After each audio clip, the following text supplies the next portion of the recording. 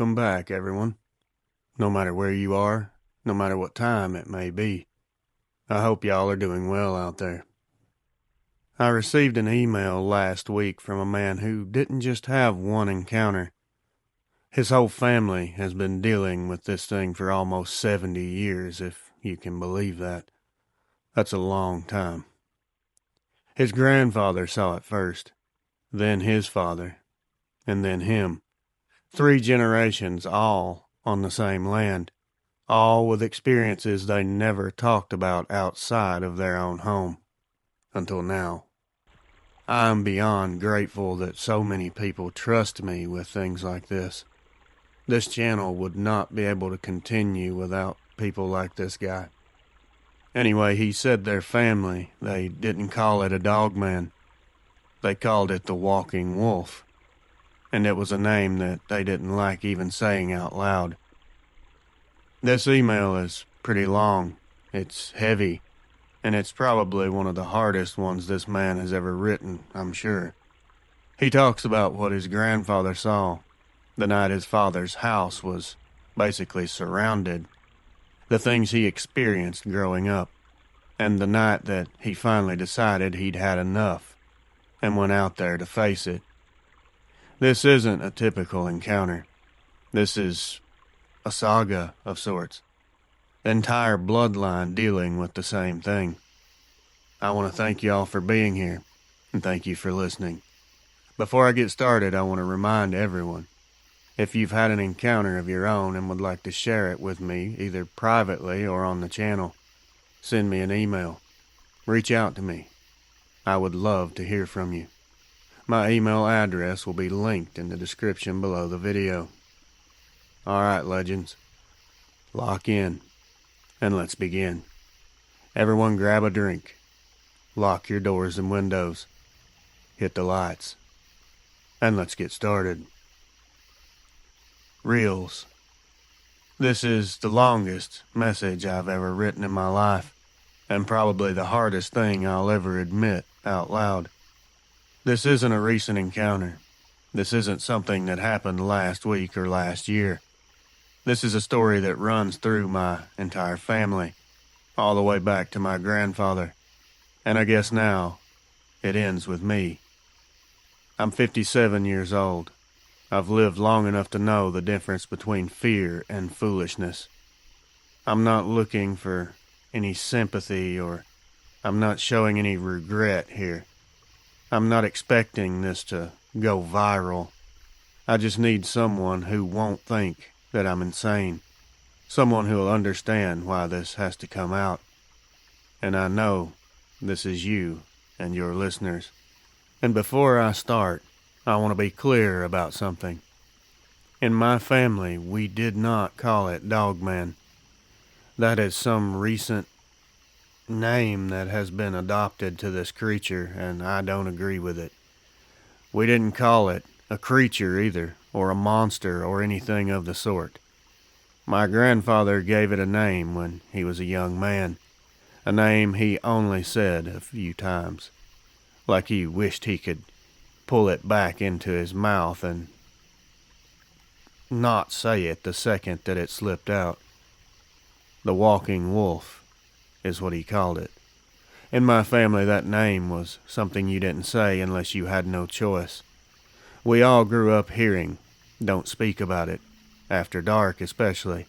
Don't call it by name. My dad used to say talking about it would draw it closer. I used to laugh at that when I was a kid. I don't laugh about it now, and I don't suggest anyone else finds it funny either. These things are not a joke. This is not strictly for someone's entertainment. This is my life, and I choose to share it, so I don't expect any nasty remarks or comments. Now, as far as I know, the first encounter was in the late 50s. I never heard my grandfather tell the whole story. I didn't hear it directly from him. My grandfather didn't talk much about that night, and when he did, he spoke like a man that was forcing words out past a locked jaw. What I know is this.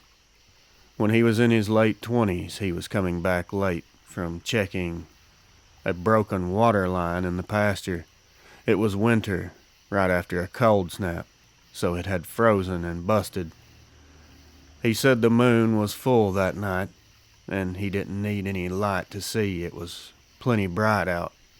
By the time he crossed the yard, headed back toward the house, something stepped out from behind the pump shed. He never described it in full detail, not to me, not to my dad. He just said it was a wolf, and it walked like a man.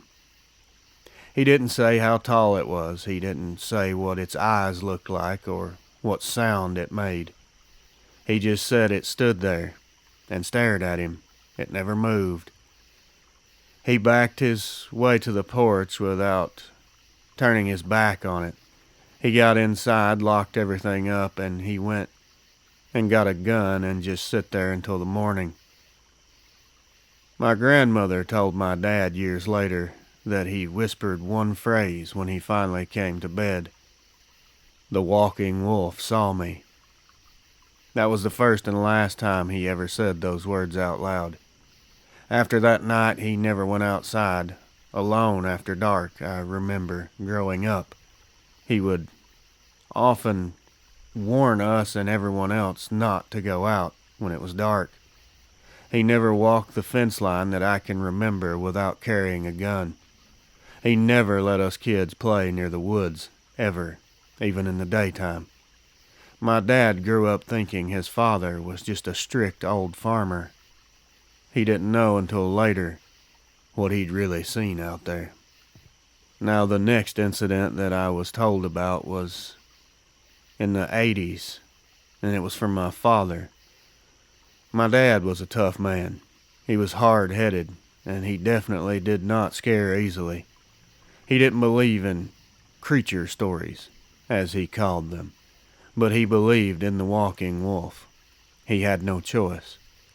I didn't hear about this until I was grown, but once he told me, everything about his behavior made sense.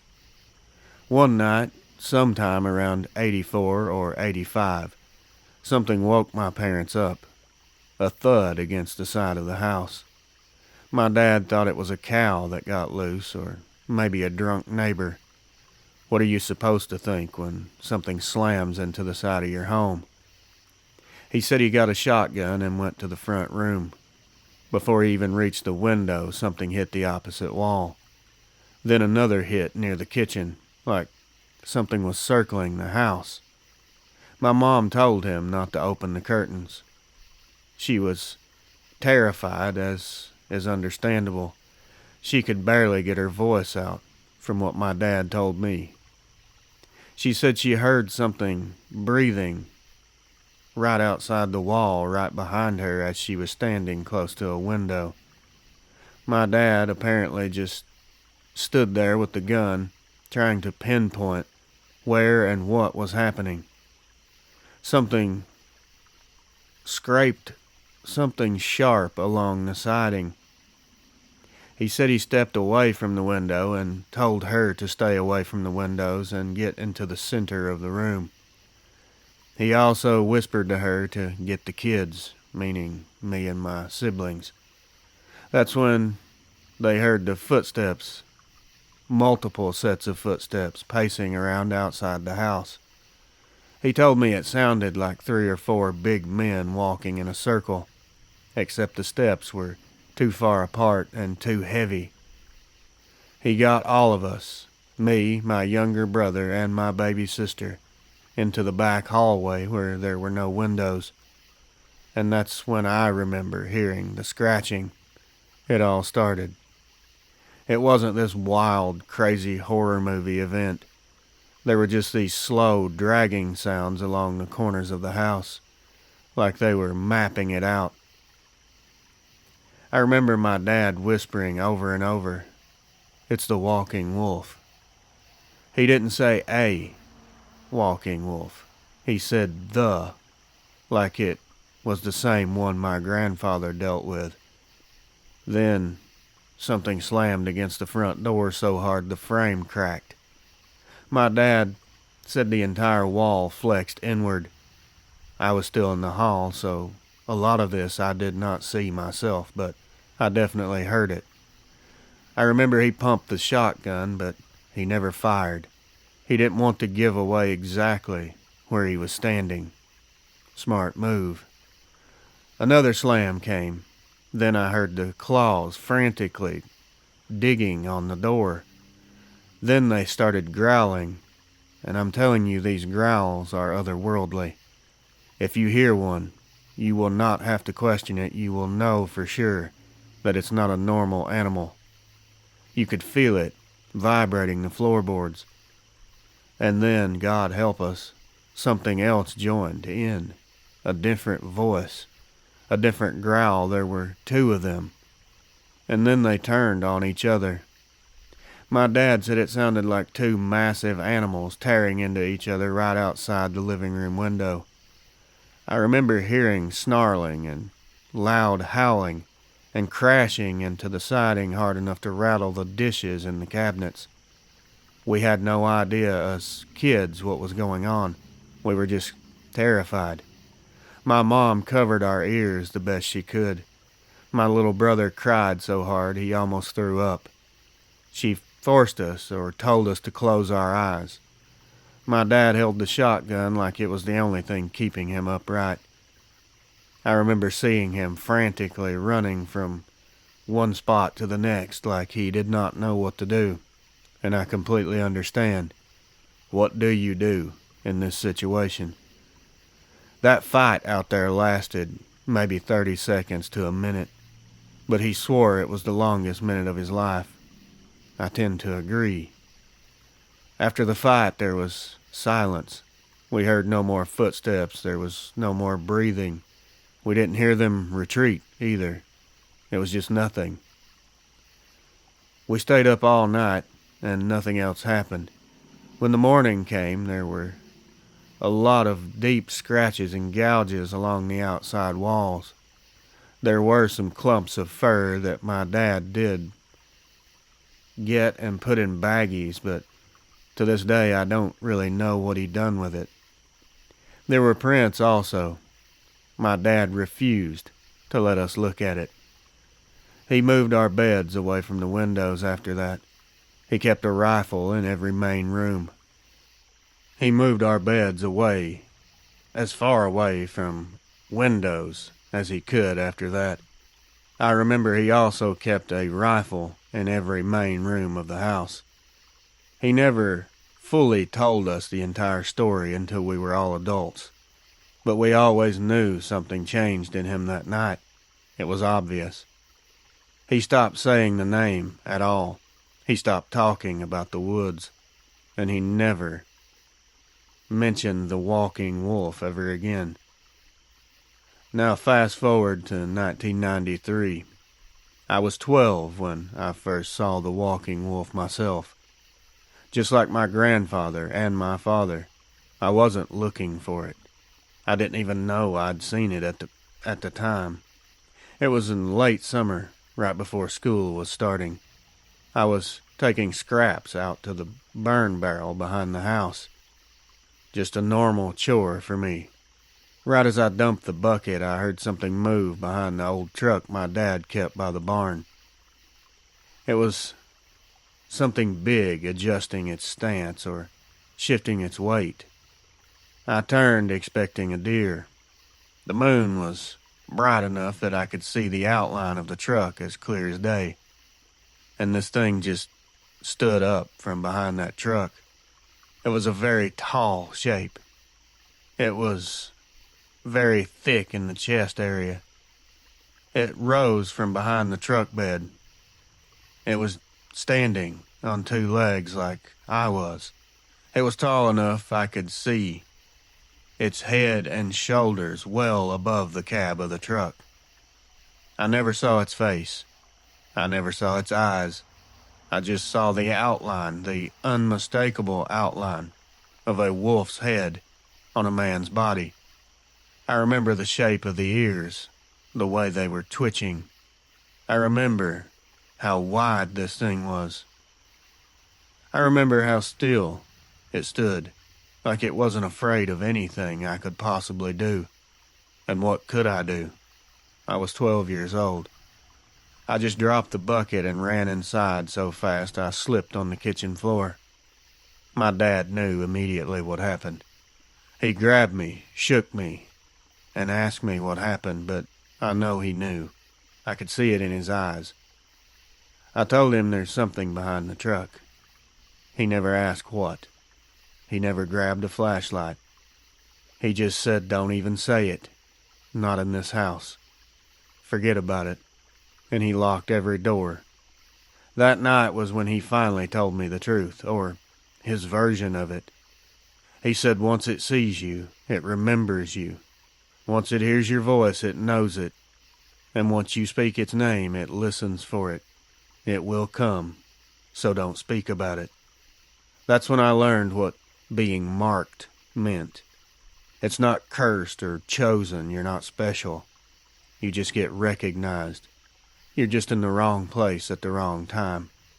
From that night on, every time I stepped outside when it was dark, I felt like there were eyes on me at all times.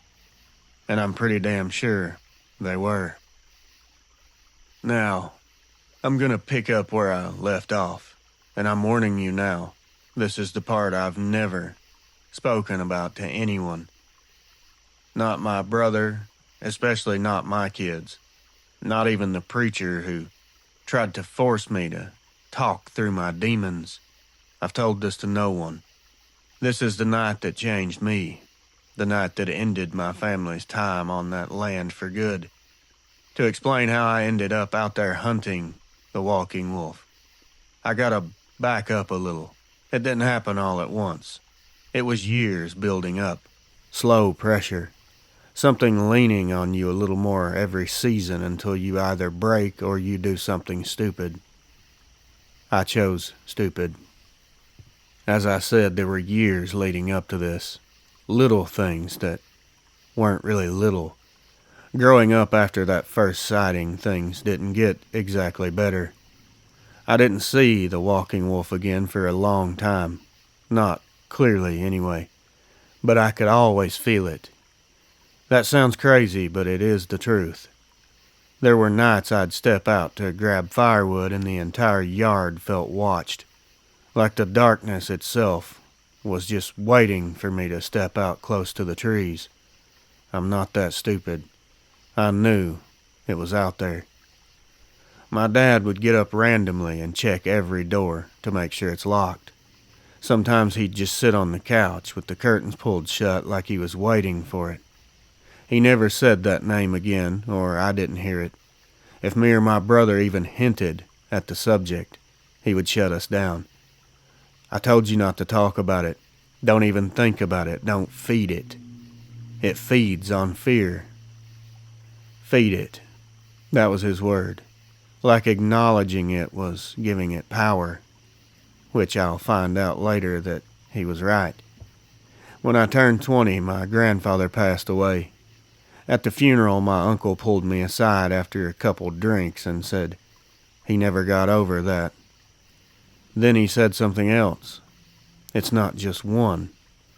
There's a lot more of them. There's always more. That has stuck with me. It didn't make sense then, but years later, it would.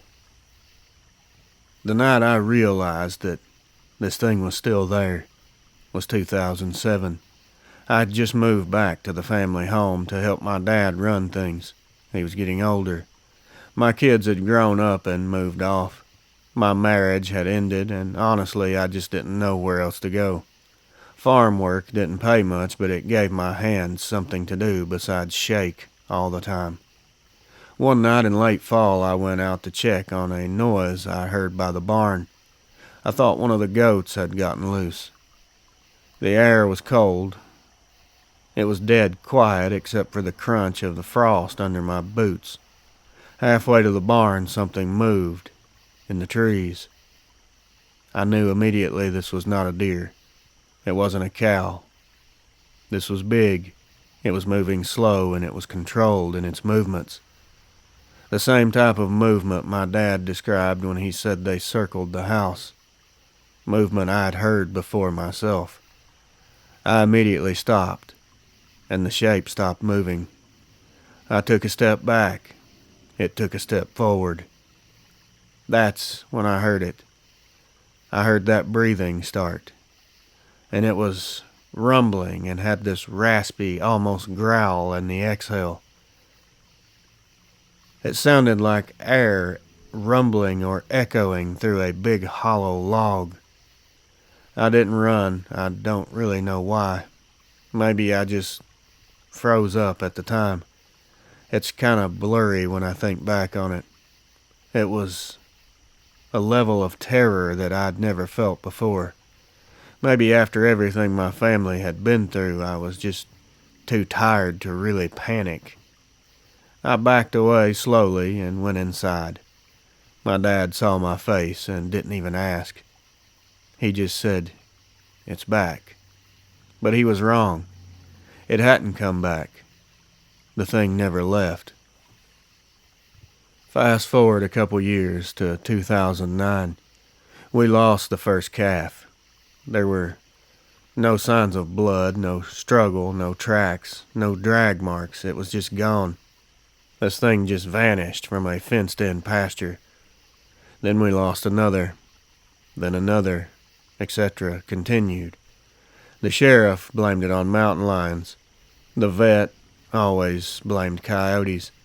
My dad said nothing, but the look in his eyes said everything. After the fourth calf disappeared, my dad tried to work the fields like normal, but something in him just cracked. He wouldn't say the name, but he didn't need to. I knew myself already. One night he sat at the table and said this to me without even looking up. "If it starts taking from you, it won't stop. Your grandfather knew that. I know that. And you're next. I'm sorry." That's the first time I ever felt anger about this thing instead of fear. I don't even know how to describe how I felt. Something inside me just turned hard, like the fear in our family had passed from my grandfather to my father to me for long enough, like I was the one who had to end it, which was stupid and reckless and probably suicidal, but it was also the most honest I'd ever felt in my life. Now, the winter of that same year was the final straw. It was right after Christmas. Something woke me up out of a dead sleep. A sound so loud, I remember the window pane was shaking. It was a howl. Now, mind you, if you've heard coyotes, wolves, or anything howl, this is nothing like that. This is deep, and it was long. It lasted at least 20 to 30 seconds. No animal has lungs that size, and this was definitely not made by a person. It was too primal. It came from the woods behind the house. Then another answered it from the north field. That's when I realized something that made me sick. There wasn't just one walking wolf out there. The multiple numbers had returned. There was maybe a whole damn group of them out there. I don't know for sure. These things, in my experience, travel in packs together. They're not singular creatures when they move. Maybe my uncle had been right all along. My dad came running into my room. He was as white as a sheet, shaking all over. He didn't even bring a gun. He didn't bring a light. He just said, "It's happening again. Just like before. They're going to circle the house. Get ready." Right then I knew I wasn't going to hide in that house like a scared kid anymore. Someone needed to confront this. I wasn't going to do what my dad did, or my grandfather. Not anymore. Something in me snapped clean in two. I grabbed a rifle, threw on my boots, and went out the back door before my dad could even stop me. That was the dumbest decision I've ever made in my life, and trust me, I've made a lot of terrible decisions. But it also changed everything. The second I went out that door and that cold air hit me in the face, I felt that pressure, that familiar pressure in the dark, like the night was full of slow breathing and watching eyes, which I'm pretty sure it was. The yard lights behind me just were barely lighting things up. They didn't even touch the woods. Everything beyond that glow was just thick black. The rifle felt heavier than normal. I heard movement off to my left, then another heavy shift to my right. They were flanking me as soon as I stepped out, just like they had flanked the house 25 years earlier.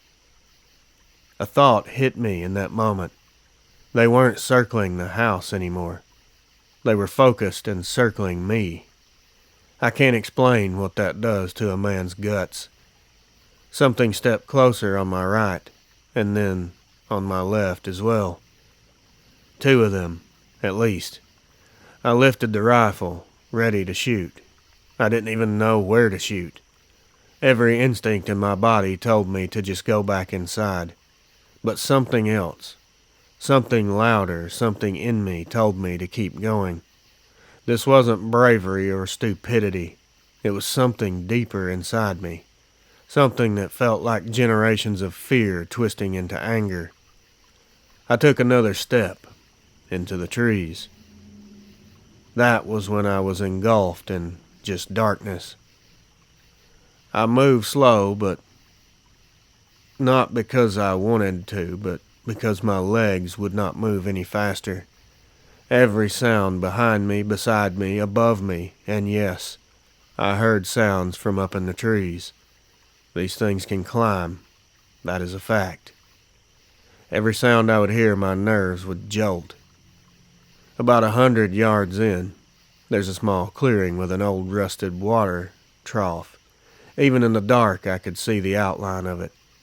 And that's where I saw the eyes. There were two sets. They were amber-colored, about 7-8 feet off the ground. They were standing perfectly still, perfectly focused on me. I kept the rifle pointed at the ground, not because I wanted to spare them, but because firing without a plan was just very reckless and could end badly for me. If there were only two, maybe I had a chance, but if there were more, firing might bring all of them on me at once. One of them stepped forward. I can't explain the size of it. It wasn't just tall. This thing was huge. It was thick. Its shoulders were absolutely ginormous. Its arms were long. The silhouette alone made the back of my teeth hurt. The other one stayed still, just watching. And then a third set of eyes blinked behind them. There were three. I would almost bet there were maybe more that I couldn't see. I swallowed hard and said out loud with my voice trembling more than I can remember my whole life. Enough. Enough of this. If you're here for me, then come on and end it.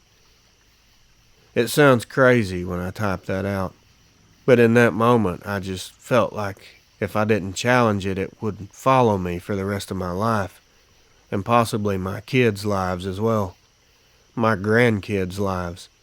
That thought just wrecked me mentally. The clearing went dead quiet. Then the biggest one let out a low rumbling growl that vibrated through my whole body. It stepped toward me a few steps. I raised that rifle not to scare it, to kill it, or die trying. I didn't get a shot off. I didn't freeze. Something else crashed into the big one from the side. There was another one, a fourth one. This one was different. It hit that first creature hard enough from the side to knock them both sideways. It was a loud thump that sounded like a car wreck. These two fought. The others watched. It was just like my dad described during the siege. Just like the old stories. I don't mean lunging or snapping like animals would fight. These were full-body collisions. Teeth clashing, deep guttural roars that will haunt me. I could hear this tearing and flesh hitting the ground with heavy thuds. It was like watching two grizzlies fight, except they were upright, fast, violent in ways that I've never seen animals behave. The other two, as I said, just watched. They didn't move. There was no protection, no helping. They just watched. Like the fight meant something. Like there was more at stake. Like it was a decision that was being made. I tried to start backing away slowly. I didn't know if I should run or aim or just drop to my knees and pray. They were so loud that I couldn't even hear my own thoughts. At one point, one of them shoved the other so hard it slid across the dirt and hit the trough with enough force to dent the metal. That sound, that dent, still rings in my ears today. I don't even remember running. I don't remember turning around. I just remember the moment I realized I was back near the yard lights and my dad was screaming my name from the porch. When I finally made it back, my legs just stopped working and buckled. My arms would not stop shaking. My dad grabbed my face with both hands and said, "Now you understand. You never hunt these things. You are marked." Now this is why I left and an aftermath, if you will. I couldn't sleep for, I don't know, probably 2 or 3 days. Every time I would close my eyes, I saw that fight. Those huge bodies crashing together. The sound of the claws ripping flesh. The worst part wasn't the fight, though. It was realizing they weren't fighting over territory. They were fighting over me. My dad told me later on in a voice I'd never heard him use. Sometimes the walking wolf chooses. Sometimes it marks, and sometimes whatever else is out there wants to mark too. The same one. He begged me never to go into the woods again. He begged me to think about leaving the property altogether.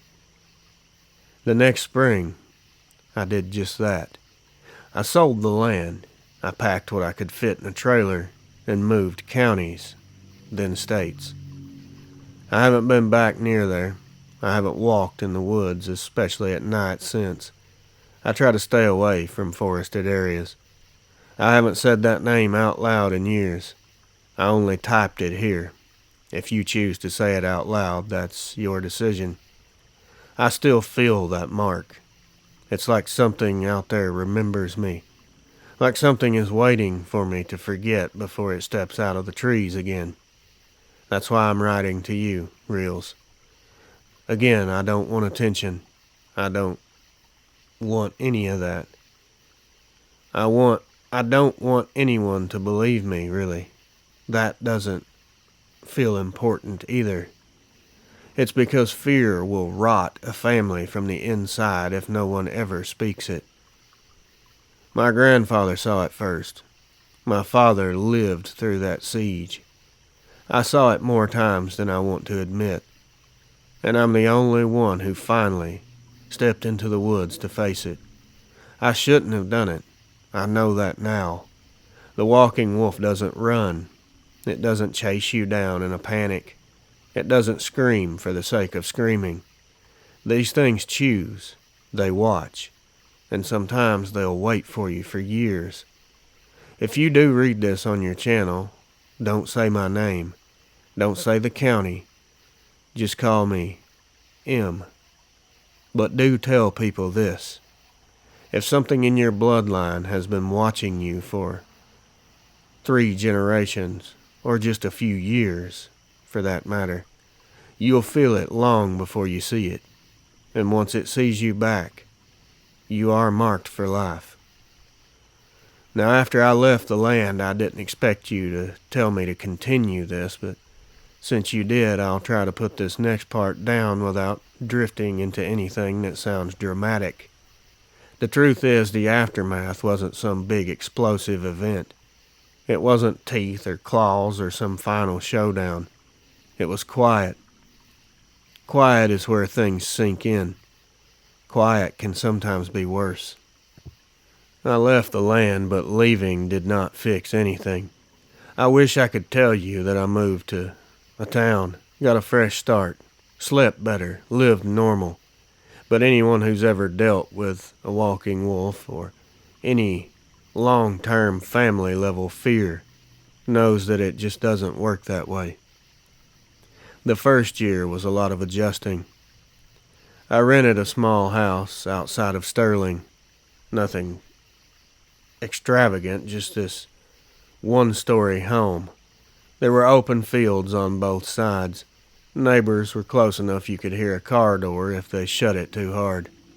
I picked that area specifically because it didn't have a tree line.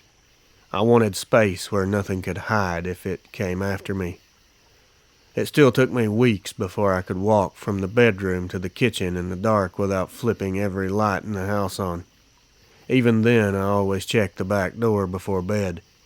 I would stare out into the porch light for a few seconds longer than I should have, waiting for I don't know what, a shape, something. I kept telling myself it was all in my head, that it was over, they would not be able to find me. Most nights I would believe that. Some nights I didn't.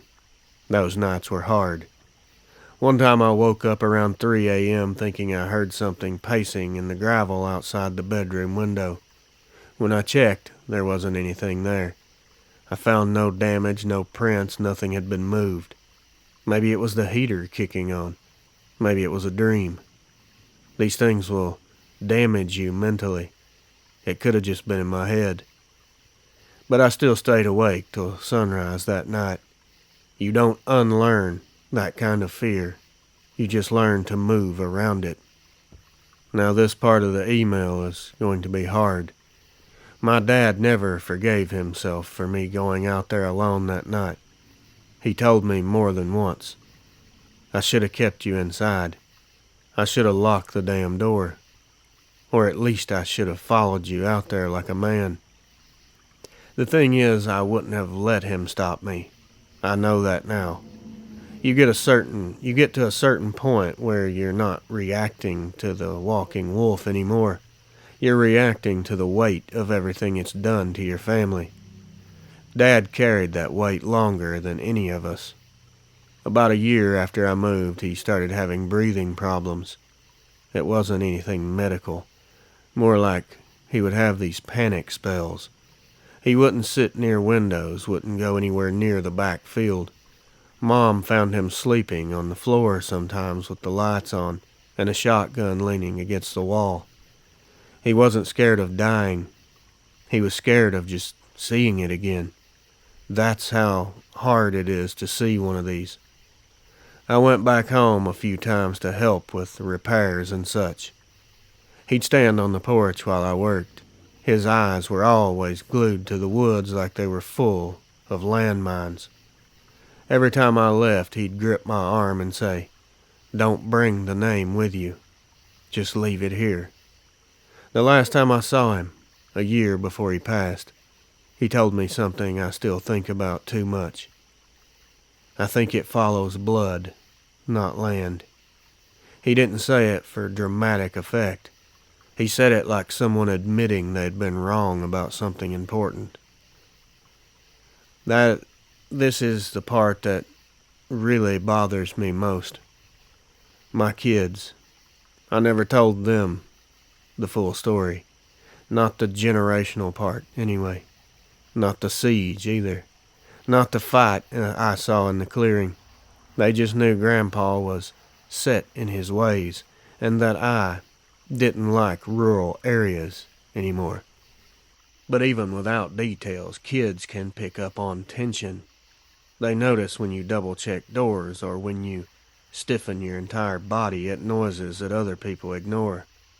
One night, my oldest, she was maybe 21 then, she came to visit me. She asked why I kept the curtains shut after sunset. I told her it made the house stay warm, kept in heat. Stupid excuse, but she let it go at that. Later that night I heard her in the kitchen, standing still.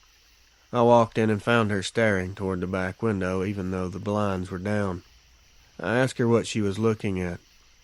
She said, "I don't know, it just felt like something was out there." I felt my entire body go numb. I didn't tell her that's exactly how it starts. I just changed the subject and asked if she wanted dessert. I don't want my kids carrying this. They don't need to inherit the fear that lived in my grandfather and my father and me. Whether the walking wolf marks blood or marks individuals, I don't know. But I won't hand it down by speaking about it too much. I know people are going to ridicule me for not telling my kids, but if speaking about it brings it, why in the hell would I talk to them about it and have them talk about it? Now, I debated for a while about even telling you this part, because it's easy to ruin a real story by trying to add a scary ending. So I'm going to be blunt and simple. I never saw it again. Not once. But there was one night, maybe 3 years after moving, when something happened that I still cannot fully explain. It was in January. It was freezing cold. I remember the wind was blowing just enough to rattle the corner of the house. I'd fell asleep on the recliner with the TV on. Around 2 or 3 in the morning, I woke up to a sound outside. A howl. It wasn't a loud one. Nothing like the ones back home. This one was very far away. It was faint enough I questioned if I even heard it right. But it wasn't a coyote. It wasn't a dog. I've lived around both my whole life. This was deeper. It was straighter. A single long note that faded off into nothing. I turned the TV off. I held my breath and waited. I didn't hear it again. The night didn't change. The air didn't get heavy. None of those old feelings came. There was no eyes in the dark. No feeling of being watched. But I didn't go back to sleep. I sat there until the sun came up, staring at the window like if I blinked, the wrong second something would be standing behind it. The next day I told myself it was just the wind pushing through. Maybe it was the wind blowing through some old metal somewhere out in the distance. I still don't know if I believe that. It could have been, but I don't think so. Why I'm writing this. People think fear shows up in giant moments. Screaming, running, brushing up against death. They don't understand that the real fear comes later on, in the small things. Not wanting to walk into a dark room. Not wanting to look out a window at night. Not wanting your kids to talk about something you still cannot fully face yourself. My grandfather lived with that. My father lived with that. And now I do too. Telling you this is the first time I've ever let these thoughts breathe outside my own mind. I'm not writing this to necessarily warn people, although you could take it that way. It's not going to hurt. I'm not writing this to convince anyone these things are real, that is for sure. You believe what you want, but there are consequences for your actions. Remember that. I'm writing this because fear gets heavier the longer you carry it alone. I know. If you read any of this on the channel, leave out the town names. Keep my full name out of it. Just call me M. That's enough. One last thing before I end this. I don't think the walking wolf is evil.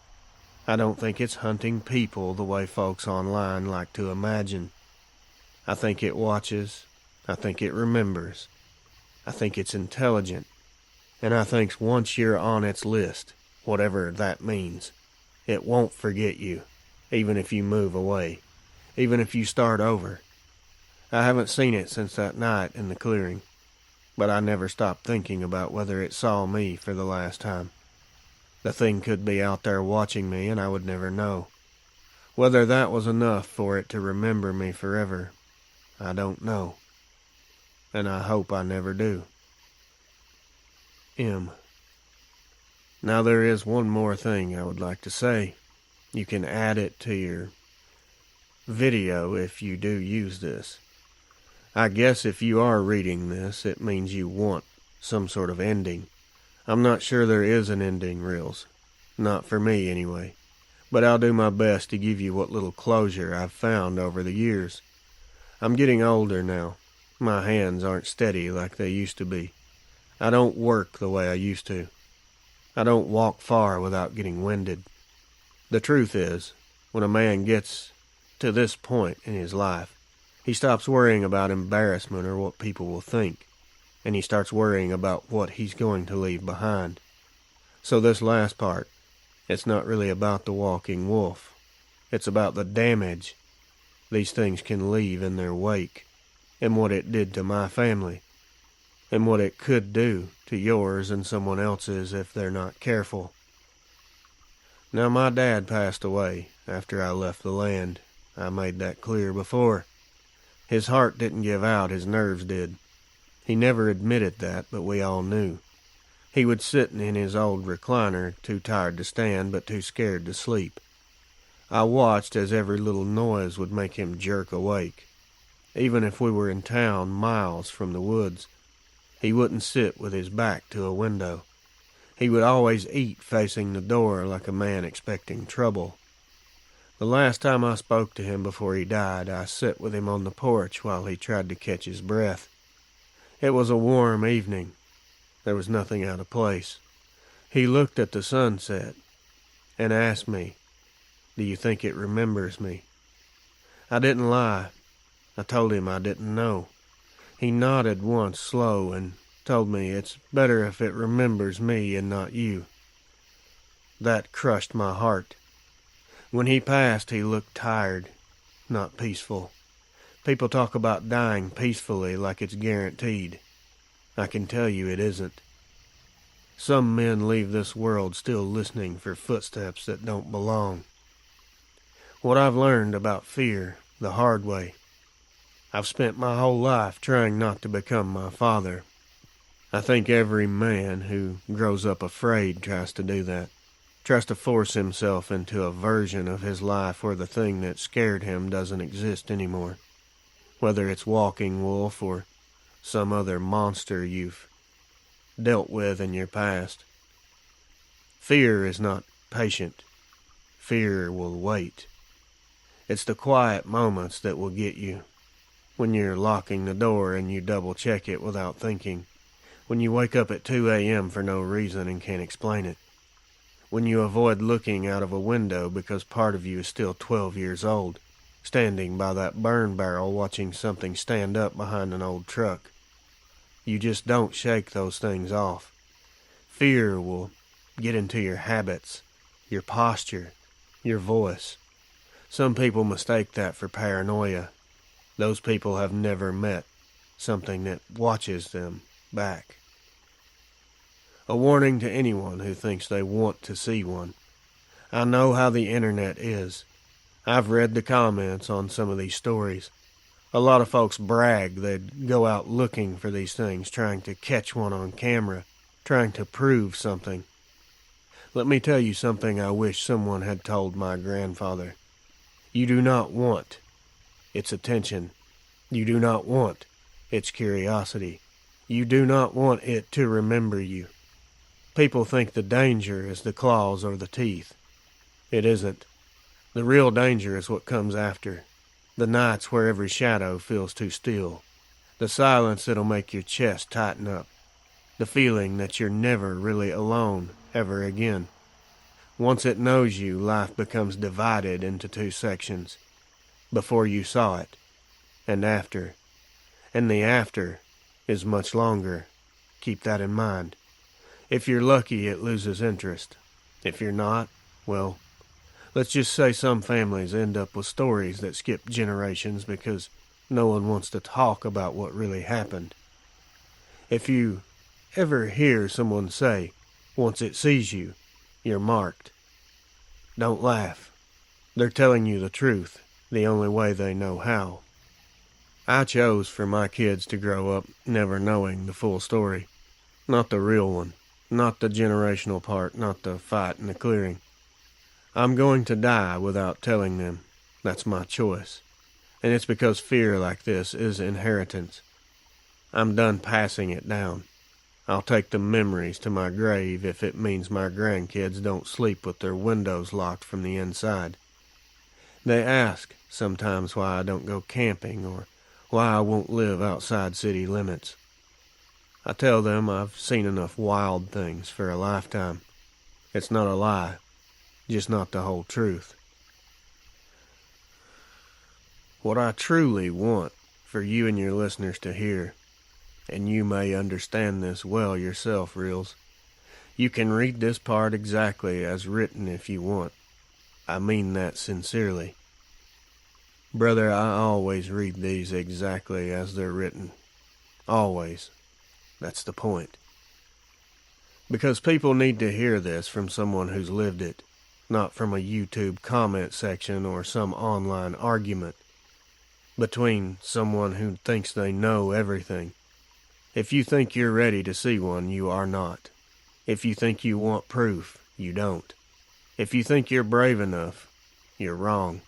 These things don't just break the rules of nature, they break the rules inside of you. They leave you second-guessing every noise, every shadow, every quiet moment for the rest of your life.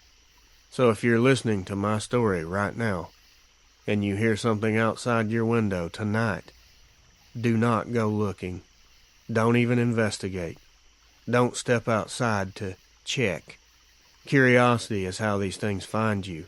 Recognition is how they keep you. Marking is not a curse. It's a memory. And they remember a long, long time. That's all I've got. That's the end of my family story. The last piece of it I've been carrying around. If you share this, just call me M. Tell your listeners one more thing for me. Some names should not be spoken. Some things should not be followed. And some shadows aren't meant to be looked at twice. Thank you so much for your time and for what you do. I truly believe that you're helping people. M. Friends, legends, family. That's the end of M's emails. 3 generations, 3 different men, all dealing with the same thing in their own way, and none of them ever really getting free from it. No drama, no exaggeration. Just a man finally talking about something his family kept quiet for his entire life. Whether you believe in these things or not, the fear that he described is real. The long-term effects of these encounters are real. The trauma will stick with you. I know. The warning he left at the end is something everyone should pay attention to. If you've ever seen one of these things, or dogman, whatever you choose to call them, or you think you've heard one, please do not go looking for it. Don't try to prove anything.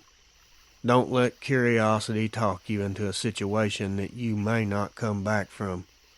What good is a picture of one of these things if you're not alive to show it? To M, thank you for trusting me, sir, with your family story. I was honored to tell it. And to all of you listening, please be careful out there. Be smart, and take these encounters seriously. I don't do this for entertainment or jokes. I'm not trying to get people's attention just because I want it. I'm trying to help people. I'm trying to bring awareness to let everyone know. No matter how many people laugh and make jokes and call us crazy, these things are real. They are out there. And if you are unlucky enough to run across one, your life will never be the same. I can speak wholeheartedly to that. Anyways, I'll end it here. I want to thank y'all for listening. I want to thank the channel members for continuing to support the channel. Without all of you guys, listeners included, none of this would be possible to keep going. can't thank you all enough. Be sure to like, share, comment, subscribe if you haven't already. Those things all help the channel a lot, and it only takes a second. Everyone stay safe out there. I love each and every one of you. Until next time, my friends, watch over your loved ones, keep your head on a swivel, and as always, good night.